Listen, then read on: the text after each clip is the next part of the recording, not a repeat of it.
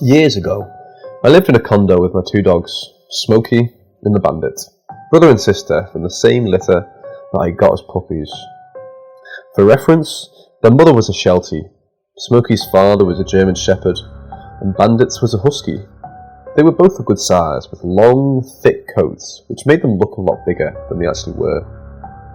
Personality-wise, they were both big babies, who loved people, aka attention, and would happily lick you to death given the chance. One night I got home late, like 2:30ish, and took them out for a run and a pee, something I'd done many times. I lived in the backside of the condo on the ground level, and backyard was a huge park-like setting divided up by intersecting pathways, kind of like a square with 4 quadrants, surrounded by other condos and houses. The area right in front of my condo was a big field with a pathway about halfway through, running parallel to the condo. To the left of that was an area around the same size, divided up between a large playground area and a forested area with a pathway running through it. I headed straight out of my condo and across the pathway that divided into the big open field. I'd noticed someone, a tall, skinny man, dressed in all black, whistling while walking along the path I'd crossed over. As I ran with the dogs, I noticed the whistling stopped, so I looked over the shoulder and saw the man had diverted off the path and was now walking in a direct line towards me. I immediately thought, oh shit, this can't be good, and took a hard left and ran into the playground area. It was well lit, but there was also a huge man-made hill that I assumed was leftover dirt from when something was built that had become grass covered. I ran around the hill into the dark where he wouldn't be able to see me. I stayed there for a minute to formulate my on-Wutterfer plan. Luckily, I knew the area very well, having spent hours walking everywhere with the dogs. The playground was bordered on one side by the forested area, so I crept through the trees to where the path ran through, circling back to my condo, keeping close to the shadowed area while hoping and praying that I'd lost him, or he'd lost interest. The forested area ends basically where the backyard of my condo begins. Still hidden, I looked around the open area and couldn't see anyone. I made a break for it and started running like hell. Up to this point, it was just like any other walk for my dogs, who had happily galloped along beside me the entire time, seemingly unaware of any danger. As I left the protection of the forest, I saw the fucker jump out of a nearby group of bushes. I had a good head start on him, but I didn't know how fast the fucker was, so I just kept running, not looking back. What happened next still amazes me to this day. As I was running, the dogs still at my side, Smokey, the female, all of a sudden stopped dead in her tracks, turned around, assumed the "don't fuck with me boy" stance, and started snarling and growling at the fucker, which stopped him dead in his tracks. Bandit, the male, stuck right by my side like glue until we got to my patio. I turned and looked back and almost laughed at the fucker. Smokey was still standing her ground, in full-on guard dog mode, and he was standing there looking at her, hands up, in surrender. I called Smokey, and she backed away slowly, barking and growling, until she decided it was good, then turned around and ran right back to me. I kept my eyes on the fucker the entire time. He never moved until the dogs and I went back inside, which we did as soon as Smokey got there. I immediately called 911, and within minutes, the entire backyard was swarming with cops. The cop who interviewed me said there'd been numerous reports of sexual assaults in our area, and they'd figured it was the same guy. Unfortunately, other than tall, skinny, and wearing all black, I had zero info on what he looked like. I don't know if they ever caught him, or anything more about it. When everyone was gone, I had a good long cuddle with my wonder dogs, complete with them licking away my tears. After the adrenaline and everything wore off, the gravity of what could have happened and how damn lucky I was finally hit me. For the record, I had done lots of different modes of training with them, but never anything that involved protection. What they did was 100% instinct that I didn't even know they had in them.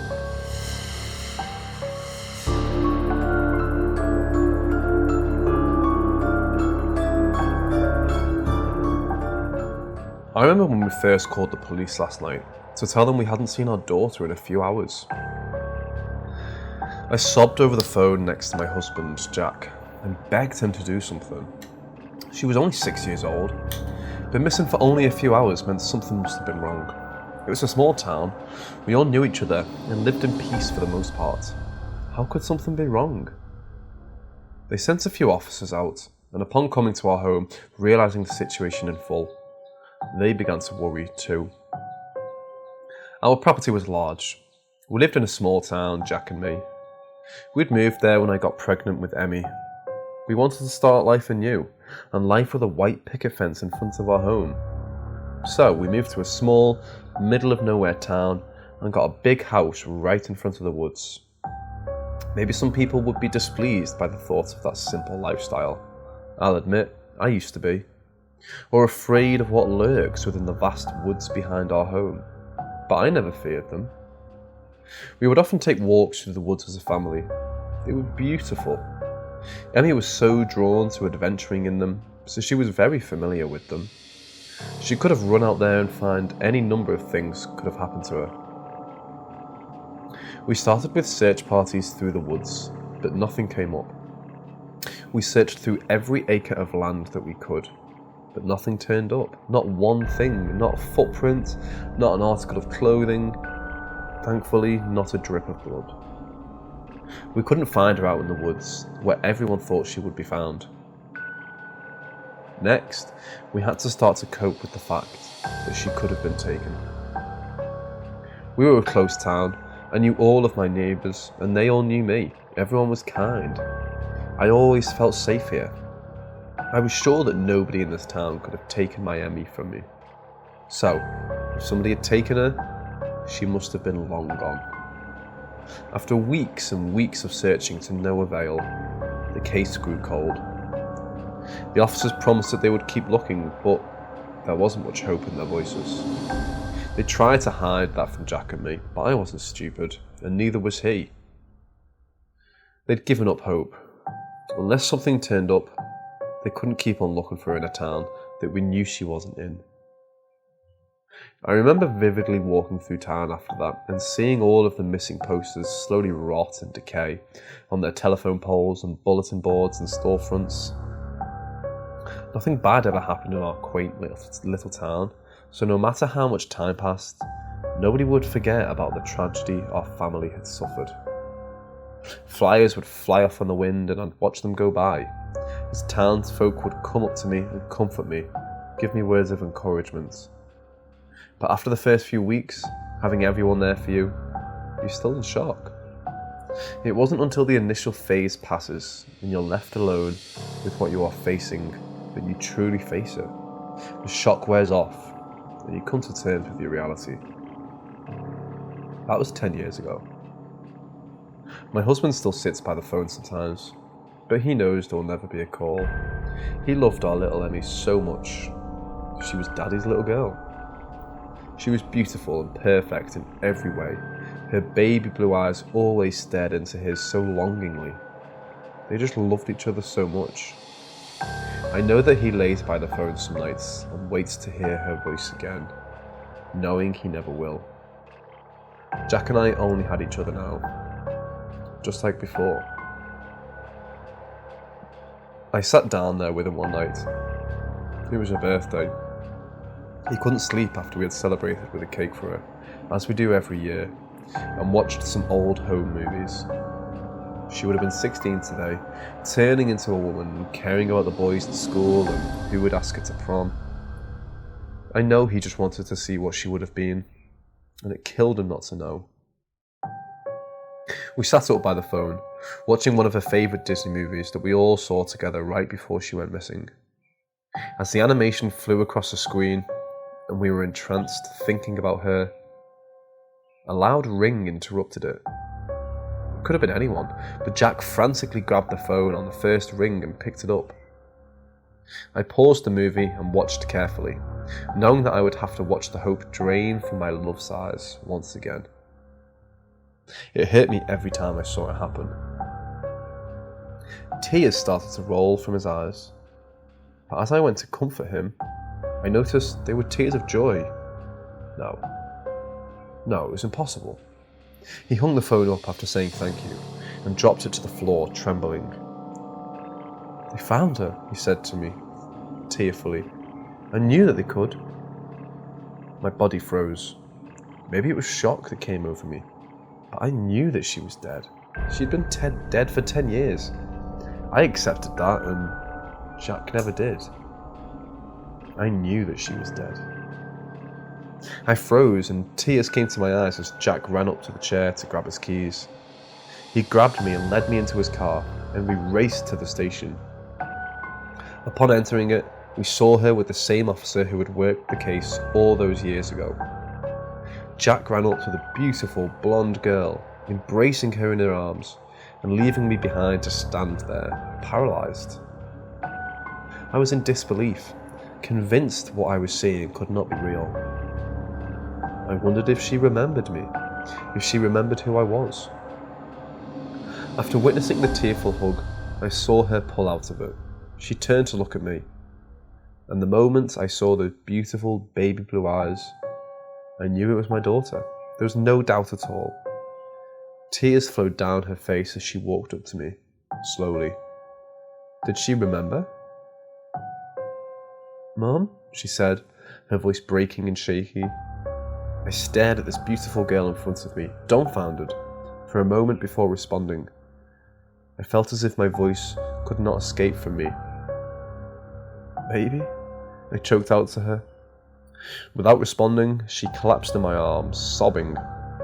I stood there frozen for a moment, unsure of how to react to this shocking discovery. But after a moment, wrapped my arms around her, clutching her like any loving, grieving mother would due to her missing, newly found child. A tear came to my eye, silently, and raced down my cheek as I exhaled a breath of relief. I thought she was dead. No, I knew she was dead. How was she not? It had been 10 years. How did she survive? I found out later she had amnesia. She barely remembered anything from when she went missing because of a blow to her head. They didn't know who caused it. Thank God they didn't. Thank God I hit her in just the right place. I sat there next to Emmy. He barely even knew her name. She didn't remember who her parents were until she saw us again. That meant she couldn't have remembered when I took her out into the woods that night and struck her across the back of the head with Jack's old metal bats from his baseball days. From when we could be together and live our lives how we wanted, without her getting in the way and making us uproot everything. When all we had was each other, and all we loved with each other. She's upstairs in her old bedroom now. We just got home last night. The neighbours have sent gifts and flowers and food. They've all been so wonderful and supportive. Jack's up there, bringing her breakfast in bed and eating with her, with much more love for her now than he ever had before. Maybe it's because he understands what it's like to lose her. She means even more to him now than ever. I'm growing more paranoid. I'm afraid a memory will come back. It hasn't yet, but I'm petrified that the second she sees the woods, her cover will be blown. It's not like I can kill her again. That would look too suspicious, wouldn't it? I made sure everything would work out. I took her to the woods that night, hit her across the head, and drove so far out of town that she could never get back. I threw her body in the lake. I watched as she floated away, lifelessly. I know that she drowned, but here she is, back again. Was she sent to punish me? Jack came down the stairs to tell me that she wanted to see me. His smile is larger than ever, now that she's home again. He hasn't smiled at me like that since the day we got married, or the day I gave birth to Emmy. It's all he wanted in the world, and he has it now. I'm nothing, and she's everything. If she was sent here to punish me, or if she was aware what I had done and hell-bent on revenge, he wouldn't even care. I'm opening the door to her room now to see her sitting upright in her bed, staring at me with a smile painted on her face. I take a deep breath in preparation for whatever is to come, facing the truth, or having to hide behind a mask for the rest of my days until I can figure out what to do with her. If I can't figure out anything, then I'll just live in constant fear of her memory coming back and knowing what happened on that night when I killed her.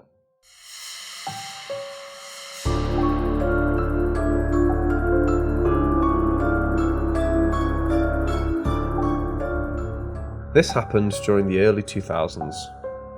I was living in a crack house in Vermont. There were a lot of people coming and going on a regular basis, doing drugs, selling drugs, buying drugs.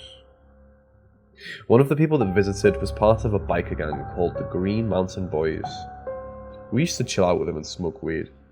He was really chatty and bragged about things I neither wanted to hear nor needed to hear, and frankly, he probably wasn't allowed to talk about. But that didn't stop him. On one occasion, we visited a trailer park where one of the veteran members of the bike gang was.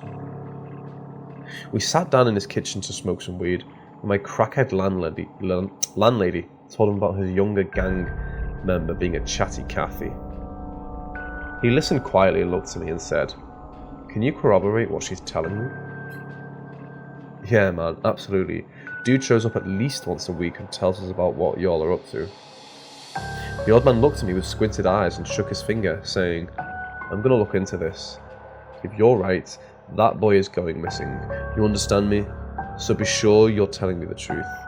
If I end up taking care of this kid, and we find out later you're bullshitting me, I will bury you next to him." I had a sinking feeling in the chest. I was definitely telling the truth, but I didn't want to be responsible for someone going missing, and I also didn't want someone to convince him that I was lying. I was like, "Look, I don't want to get involved. Just ignore what I said." He responded, "Too late. I'll be in touch." I was pretty freaked out. I was also pissed because the crackhead skank next to me ran her mouth and told him I was there. I just verified she wasn't lying, but now I'm on the hook. Fast forward a few months. I'm cleaning up my life, quit doing drugs. I was only smoking a bit of weed and occasionally eating mushrooms, and started exercising. I'd been accepted into the Air Force and was getting ready to do something positive with my life. One day, I came back from meeting with the recruiter, and my roommate said, "Hey man, your dad's been looking for you. Showed up 3 times since this morning." "My dad? Huh? I haven't spoken to him in like 3 years. How does he know where I live?" "No clue, man. He was just really hell-bent on talking with you." "What did he look like?" I asked. "Old dude, beard, hand tattoos, denim jacket." "That's not my dad."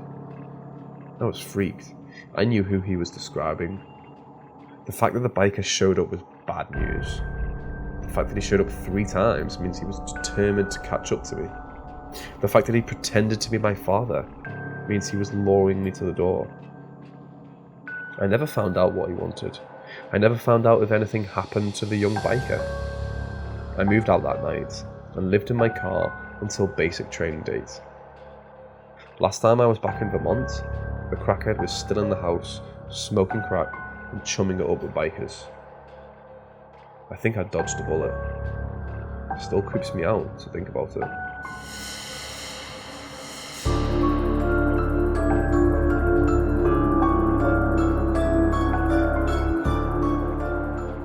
Jack and I had been dating since high school.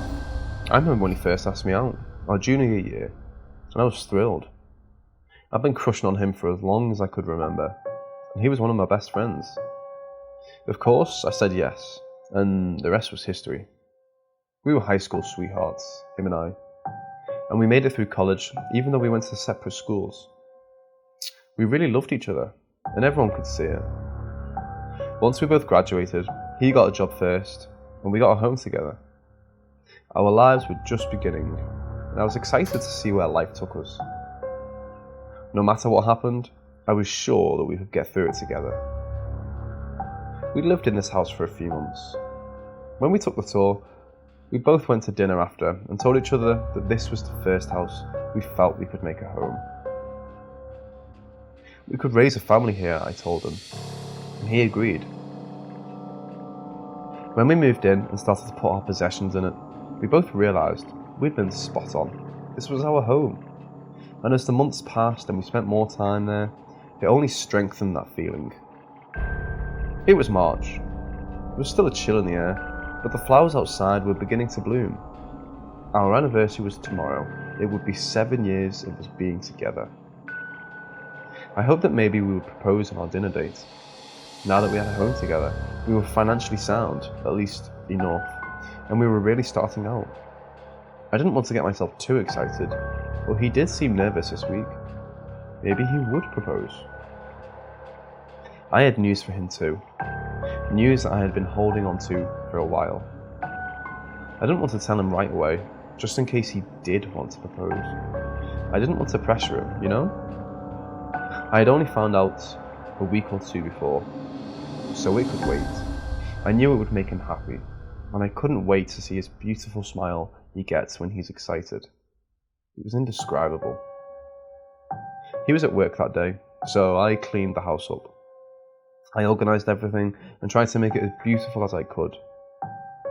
I had been doing some shopping to make our house even more of a home, and I couldn't wait to show him the results. Just in time for 7 years together. Just in time for our new beginnings to come. The house was clean, beautiful, so I decided to sit on the porch. I wanted to pour myself a glass of wine. I really did, but I couldn't. I hate to admit it, but that was the hardest part. James and I like to have fun, and I'm not saying we couldn't without drinking, but it was nice to share a drink with the love of my life. I waited for him on the porch in the beautiful weather with a slight nip in the air. As it got darker and the sun began to set, I went back inside. He came in a few minutes later. I smiled at the sight of him, going up to him to give him a kiss.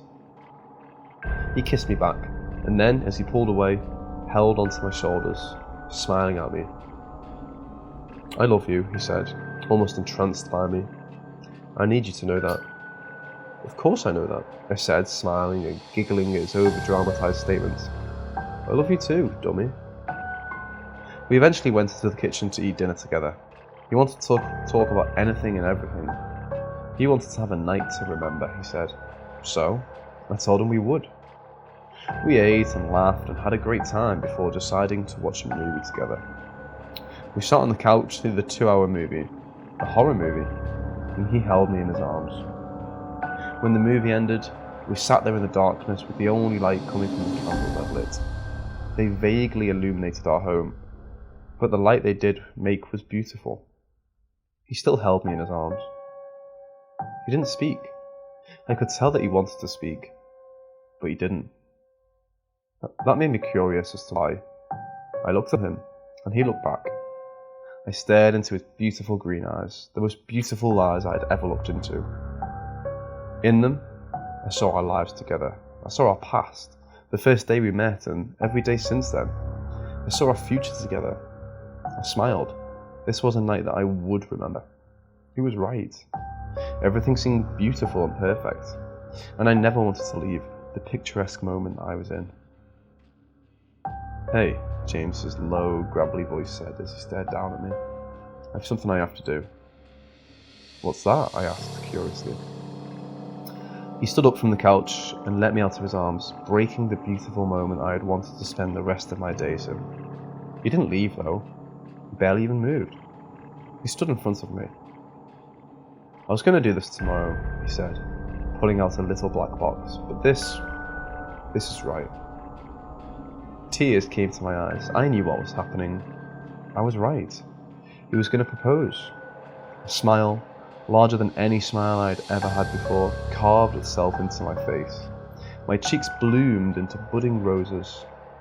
I chuckled to myself, breathily and happily, and waited for him to say the 4 words I had wanted to hear from him since the moment we met.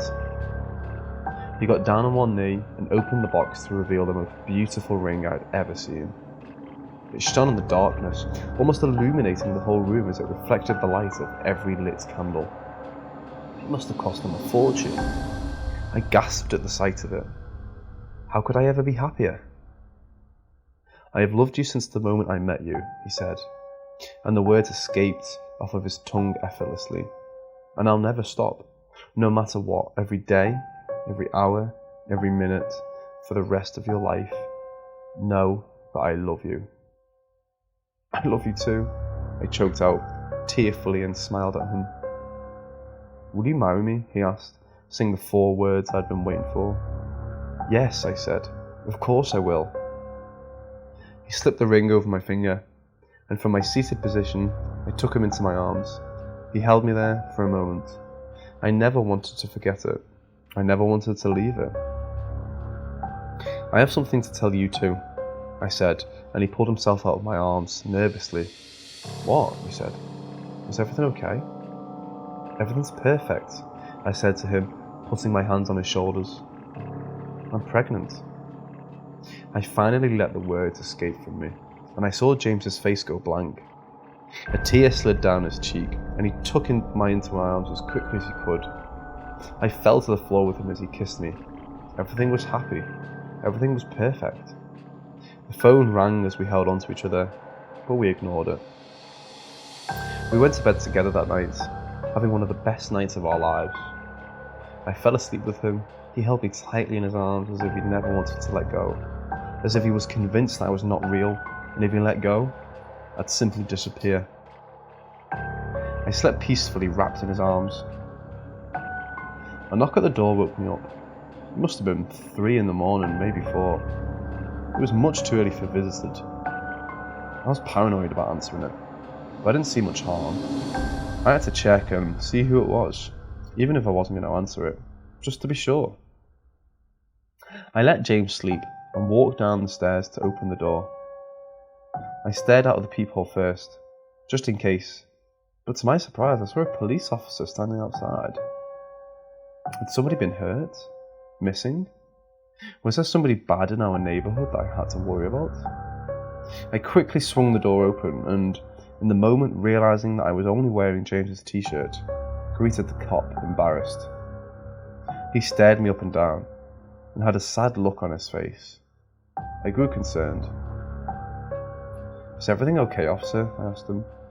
What brings you here at this time of night? Ma'am, he started, I'm sorry to bother you at this time of night. It's alright.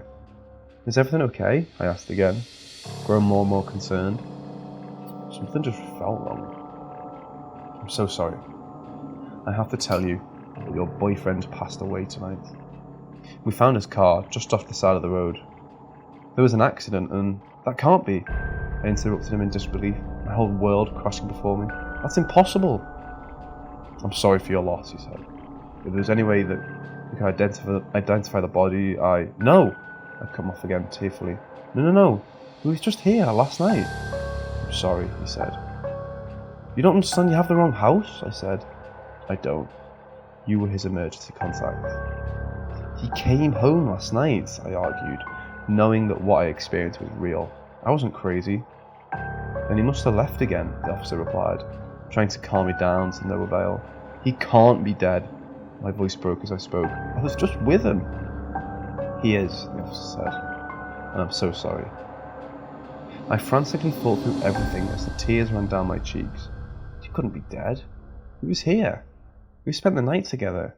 We ate, we watched a movie, we got engaged. He wasn't dead.